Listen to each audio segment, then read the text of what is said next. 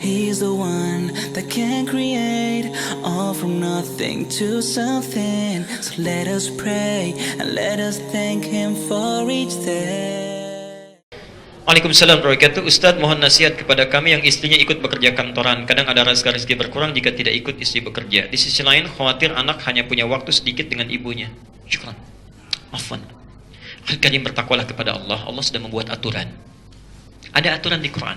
Quran surah An-Nisa, jawabannya ayat ke-34. Pelan-pelan. An-Nisa ayat ke-34. Itu ada pembagian dua tugas. Dan uniknya nanti orang Jepang yang praktekkan. Ya. Mereka punya programnya. Anda harus bedakan bekerja dengan mencari nafkah, itu lain. Ya. Bekerja dengan mencari nafkah, itu lain. Ya. Seorang suami ketika akan menikah, ingat ya, bukan ketika telah menikah, akan menikah, itu ditegaskan oleh Quran, tugasnya akan menjadi imam. Imam, pemimpin. Ya, pemimpin, jelas ya. Ar-rijalu qawwamuna 'alan nisa. Kalau Allah sudah menyebutkan pemimpin, berarti dua aspek, dunia dan akhiratnya. Ya. Aspek akhirat itu pemimpin dalam ibadah spiritualnya. Di bapak misal, mohon maaf, di Masjid Al-Ihsan jadi makmum, pulang ke rumah jadi imam. Ya. Sifat seorang imam artinya jadi pendahulu, dia mimpin, yang dipimpin mengikuti bacaan imam, gerakan imam, dan seterusnya. Bagaimana Anda bisa menjadi imam kalau tidak mengerti bacaannya? Tidak tahu gerakannya. Karena itu seorang suami ketika bersiap akan menikah, dia mesti belajar bagaimana cara jadi imam yang baik. Tidak mungkin seorang ditugaskan jadi pilot kalau tidak bisa mengendarai pesawatnya. Ya. Tidak mungkin jadi masinis kalau tidak bisa mengendarai keretanya, itu nggak mungkin. Karena itu belajar. Minimal perbaiki bacaan Qur'annya, perbaiki, ya. Kan tidak menarik kalau ada ayah diperbaiki oleh anaknya yang 5 tahun. Ya, bertakwalah kepada Allah. Anak antum sudah bisa memperbaiki, antum sendiri nggak memperbaiki. Dan akan ditanya, kamu yang jadi imam kenapa tidak disempurnakan? Ya. Pernah ada kisah yang kami terima beberapa waktu yang lalu, saya pernah sampaikan. Makanya kalau bapak ibu kedatangan seorang pemuda, ya, kata Nabi, yang diridhoi baik akhlaknya, itu segera nikahkan. Kedatangan seorang pemuda yang akhlaknya paling bagus, ya. Kan ada 4 ya yang biasanya ukurannya. Tuli jamaliha, karena cantiknya, karena gantengnya, ya. Walaupun itu relatif ya. Orang bilang cantik relatif, kalau jelek mutlak katanya. Tapi kan itu ukuran, ya.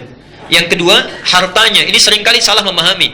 Hartanya itu disebutkan kaya, bukan. Kalau untuk perempuan yang bisa memanage harta suami dengan baik, untuk perempuan. Jadi kalau misalnya laki-laki mencari calon istri, carilah calon istri yang bisa memanage harta suaminya dengan baik. Cari, jangan melebihi kemampuan. Misal Anda kemampuan dapat 5 juta, cari istri yang zakat malnya aja salonnya sudah 10 juta misal. Gak akan nyambung, ya. Nah, tapi kalau laki-laki, termasuk juga perempuan nanti, ya, yang ketiga nasab. Ketiga nasab.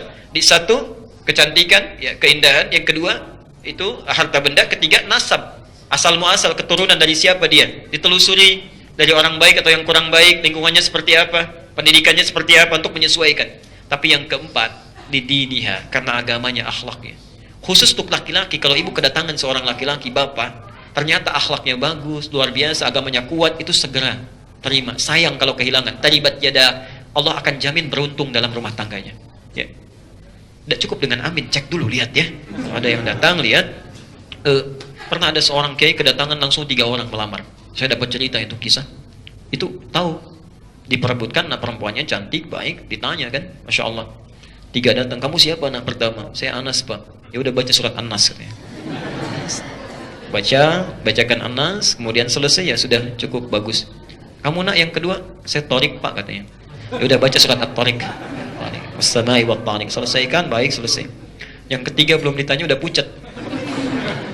Kamu siapa nak? Saya Imran pak katanya. Pak ya, saya Imran. Dia belum selesai, tapi panggilan sehari-hari kulhu pak katanya. Ya, panggilan sehari-hari kulhu, insyaallah. Dia dapat cerita.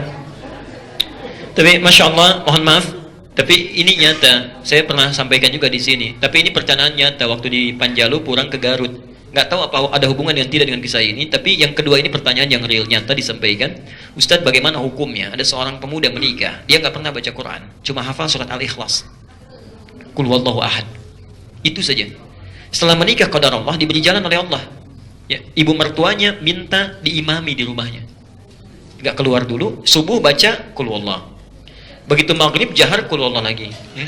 Begitu Isya, kata ibu mertuanya, nah, gak apa-apa lah. Yang rakaat pertama qul huwallah, yang kedua mohon ganti surat lain ya. Anaknya gak jawab. Begitu takbir, waladdallin, rakaat kedua diam lama begini. Masya Allah. Ditunggu-tunggu dikira berpikir cari ayat, ternyata itu berbelok begini. Mah, boleh nggak qul huwallah lagi? Itu nyata ditanyakan pada saya di Garut. Apa hukumnya orang sholat seperti itu? Saya bilang batal pasti sholatnya dan dia mesti belajar. Maka Anda yang sudah siap menjadi seorang suami itu mesti belajar. Nah, dalam hal urusan kepemimpinan dunia itu pun sama. Bima faddalallahu ba'dahum ala ba'din wa bima anfaqu min amwalihim. Kelebihan laki-laki dibanding dengan perempuan, laki-laki diberikan perangkat mencari nafkah. Ini poinnya.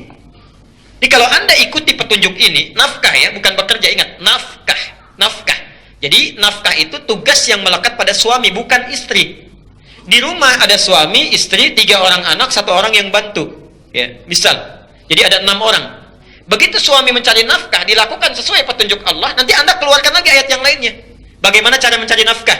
Kalau ingin yang standar, Al-Baqarah 168, itu sama dengan non-muslim, sama aja. Kalau ingin agak cepat, nyarinya nggak susah, datang rezekinya mengalir dengan mudah, Al-Baqarah 172. Kalau nggak terlalu lambat, tapi cepat sekali datangnya, bahkan belum minta sudah turun, baru gerak dikit aja. Itu Masya Allah, Al-A'raf 96. Ada turunannya. Ya. Tapi Anda yakinkan dulu, tugas cari nafkah itu saya. Siapkan, tunggangi ayat-ayatnya, keluarkan, Anda amalkan. Itu dijamin langsung. Rizki orang serumah diturunkan oleh Allah. Di tangan Anda para pria.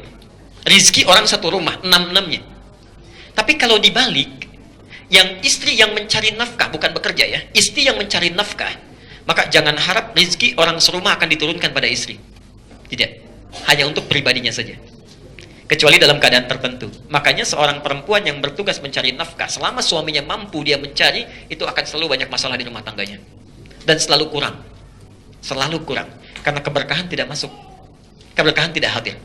Nah, kalau suami sudah mencari nafkah, perempuan ada hobi bekerja, ada yang dagang, ya, macam-macam dan sebagainya, itu tidak dilarang. Cuma bahasa riwayatnya disebut kamu sulit nantinya. Capek, tugas terabaikan. Sebagian tanggung jawab yang harus melekat pada diri perempuan yang tidak bisa diselesaikan oleh laki-laki, maaf, tertunda, minimal terabaikan. Karena itu bagi perempuan-perempuan yang berniat untuk bekerja, misalnya, mohon maaf, maka pastikan tanggung jawab yang berada di rumah dan itu akan ditanya oleh Allah, itu sudah selesai. Sudah selesai. Pastikan itu. Ya. Tapi yakinkan pada diri kita, kalau pada saya silahkan ragu, tapi pada Allah jangan ragu. Saya punya keyakinan sampai hari ini, demi Allah saya katakan, sampai hari ini. Saya minta istri saya untuk di rumah, mendidik anak, perhatikan, Masya Allah. Dan itu tidak mudah, tidak mudah. Ya. Tolong jaga, kemudian kita seimbangkan, sudah. Rizki urusan Allah. Saya hanya bergerak, Allah yang akan berikan. Masya Allah. Apa yang terjadi? Alhamdulillah sampai hari ini selalu cukup. Tidak pernah kurang. Tidak pernah kurang. Yang paling menarik dan tidak susah, gitu. Tidak susah. Kita butuh sesuatu, Alhamdulillah Allah kirimkan. Ya, kita berikhtiar, tapi harus ada ikhtiar. Harus ada ikhtiar. Ya. Ada kemudahan Pak Bu. Biasanya kalau hukum Allah tidak diikuti, capek hidupnya. Ya. Di saran saya pada suami, yakinkan dengan potensi dirinya, kemudian keluarkan ayat-ayat mencari nafkah di Quran, tunggangi ayatnya. Begitu antum melakukan itu, nanti aku akan lihat ada perbedaan yang terjadi dalam hidup kita. Silakan rasakan bedanya, bedakan rasanya, dan pasti akan terasa bedanya.